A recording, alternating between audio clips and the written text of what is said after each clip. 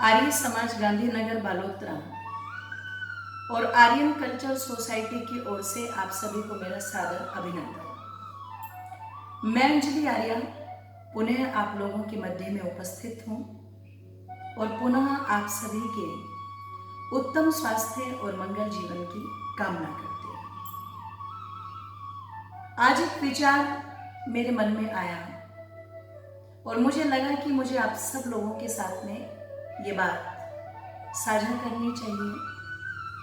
वो बात केवल मुझसे नहीं या मेरे परिवार से नहीं, अपितु मैं संपूर्ण इस देश को अपना परिवार मानती हूँ, तो शायद उसी अधिकार से, उसी हक से मैं अपनी बात को कह रही हूँ।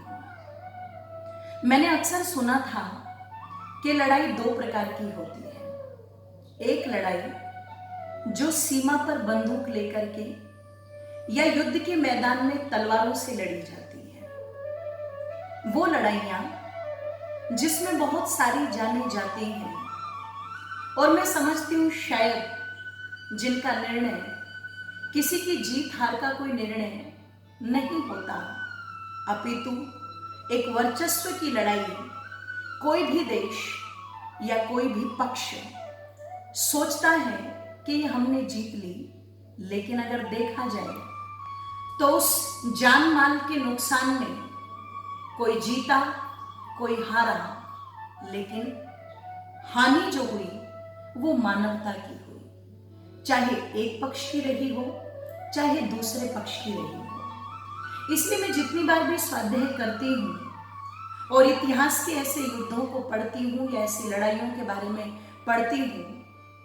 तो बहुत चिंतन करती हूँ, विचार करती हूँ, कौन जीता कौन हारा, हत्या तो मानवता की हुई। ये एक लड़ाई है, पर दूसरी लड़ाई एक विचारों की लड़ाई होती है। और मैं समझती हूँ विचारों की लड़ाई के सामने तलवारों और बंदूकों से लड़े जाने वाली लड़ाइयाँ बहुत छोटी होती हैं। आप कहोगे कैसे?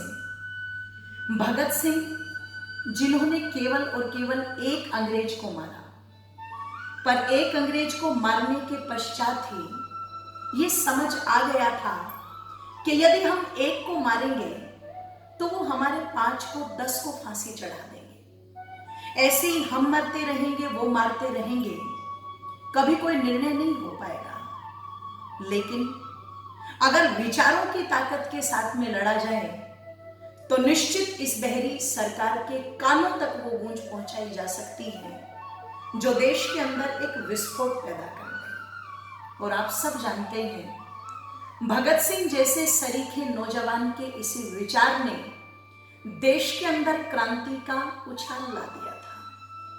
मैं समझती हूँ वर्तमान में भी जो आज हमारी सीमाओं पर चीन की हरकत है और जिस तरीके से कहीं ना कहीं ये जान माल की हानि हो रही है, अगर उसका जवाब हम सब एक होकर के देना चाहते हैं तो उसका तरीका एक ही है कि हम विचारों के साथ लड़ें। वो विचार जो हमारी सरकार से जुड़े हो, वो विचार जो कहीं ना कहीं हमारे प्रधानमंत्री जी की सोच के साथ में जुड़े हुए हो, और वो विचार जो कहीं ना कहीं हमें देशभक्त दे करके गए हैं। उसमें एक बहुत अच्छा विचार है कि हम स्वदेशी चीजों का प्रयोग करें। ये बात कोई मेरी अपनी नहीं है, लेकिन मैं फिर भी जोर दे करके आप सब लोगों से कहना चाहती हूँ, जैसा कि मैंने पहले कहा कि विचारों की लड़ाई सबसे बड़ी लड़ाई है, तो निश्चित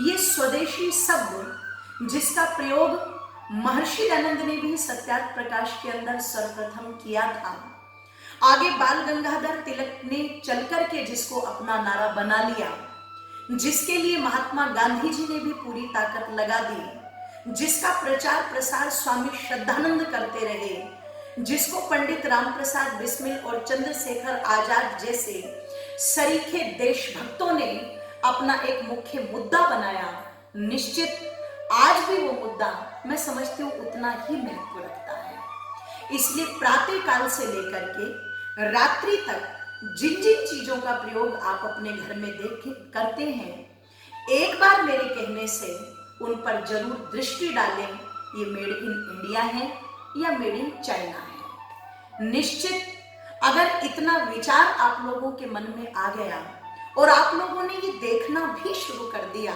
तो मैं समझती हूँ एक भाव आप लोगों के अंदर पैदा होगा जरूर। इसकी बहुत आवश्यकता भी है, ये बहुत जरूरी भी है, क्योंकि अपना देश, अपनी चीजें, अपनी संपदा, अपनापन, निश्चित उसके अंदर जो सुख और शांति है वो आपको दूसरी चीजों में, दूसरे विचारों में या दूसरी वस्तुओं के अंदर मैं समझती हूँ शायद प्राप्त नहीं होगी। इसलिए बहुत आवश्यक है कि हम लोग स्वदेशी वस्तुओं का प्रयोग करें और बिना बंदूक, बिना तलवार के ये लड़ाई लड़ करके चीन को अपने घर में ही बैठे बैठे पराजित करें, परास्त करें। इन्हीं शब्दों के साथ सबका बहुत बहुत धन्यवाद।